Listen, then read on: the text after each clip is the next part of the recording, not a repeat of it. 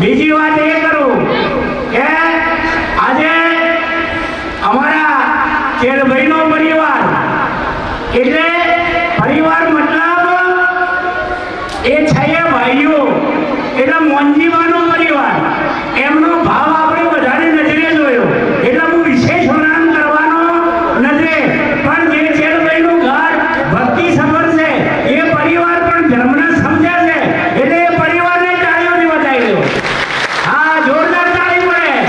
જો તમને કહું બીજું બધું તો આપણે કરીએ પણ પ્રેમથી આ જે ખર્ચો કરે છે ને એ હોનાના કોદાળે વવાય છે.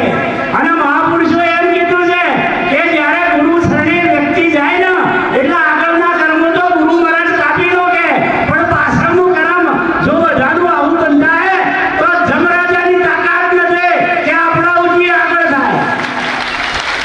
તો महापुरुषों एम कीधु आ के गुरुजी को महिमा कियो न जाए जाको वेद निगम नेति गुण गाय.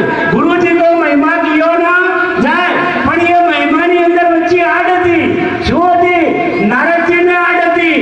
હા, નારદજીને એમ હતું કે હું બ્રહ્માનો પુત્ર છું એટલે મારે આવું કરાય નહીં. પણ આ એમનો અહંકાર એમને નડી ગયો તો સુખદેવ જેવા આ નારદજી જેવા સ્વર્ગમાં જી પાછા આયા. અને જો તમારું પુણ્ય થાય ને તો તમે સ્વર્ગમાં જાઓ પણ આ મહિમા નથી. એ તો બધી ભોગ વિનાર છે એટલે છેલ્લે પાપ મેળવતા છે. અને તોય તમે ફેર પાછા પૃથ્વી ઉપર એનું સમાધાન કરવા આવશો અને જન્મ મરણનું ચક્કર લાગુ પડશે. તો આ મનુષ્ય દેહ જેવો છે કે તમે જે ધારો એ કરી શકો અને જેવા ધારો એવા બની શકો. એટલા માટે મહાપુરુષોએ આ સંત મહિમા અને આ મનુષ્ય દેહનો મહિમા ખૂબ ઉજવ્યો. અમે ભજનમાં જઈએ એટલે ઘણા અમને કહે કે મહારાજ આજે ચાદર રાખતા નહીં પણ આટલી મોટી આકારે રાખી 4 લાખની ચાદર જેલ ભાઈએ ઉડાડી. હા, નથી ઉડાડી. આ ખર્ચો બધો કના માટે? ગુરુ મહિમા માટે. અને જ્યારે ગુરુ પાસે જ્ઞાન લીધું ને એ વખત આપણે ગુરુથી બંધાણા છીએ.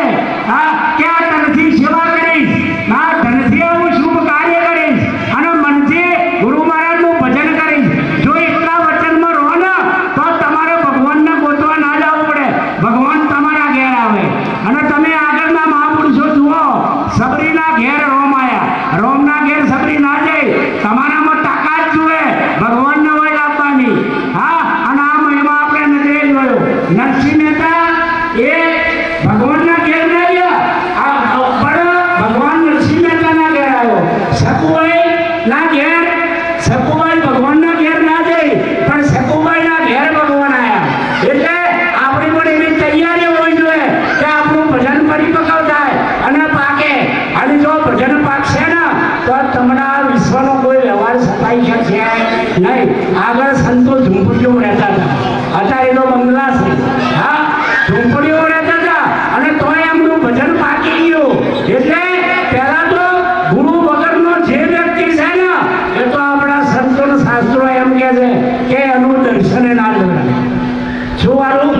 એનું દર્શન એના નુગરો છે. નિરંત મહારાજ એમ કહે છે કે નુગરાને ના જડે આરો ઉતરવાનો, નુગરાને ના જડે આરો. તો નુગરો કોણ છે? હા, પ્રથમ જે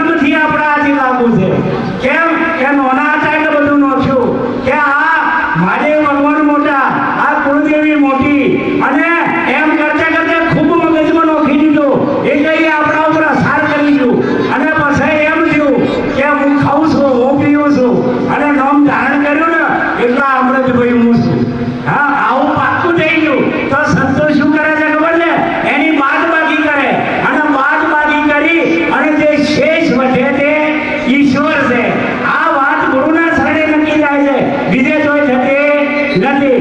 એટલા માટે આજ 5 જ મિનિટ સમય વધારે થઈ ગયું. એટલે છેલ્લી વાત કરું કે ગુરુ કો મહિમા કિયો ન જાય તો ગુરુ की सेवा અને ગુરુ की पूजा, गुरु ध्यान निरंतर થાય. જો ધ્યાન કરો તો ગુરુનું કરજો, પૂજા કરો તો ગુરુની કરજો, સેવા કરો તો ગુરુની કરજો. ગુરુનો મહિમા મોટો આવ્યો.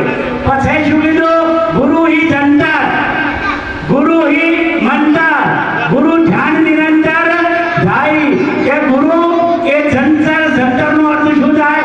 ગમે એવા જનને તારી નાખે, જે સર જેવાને તારી નાખે, હા હું નોટ જેવાને તારી નાખે. અરે કોઈ પણ પાપી આવે તો સદગુરુ એને તારે.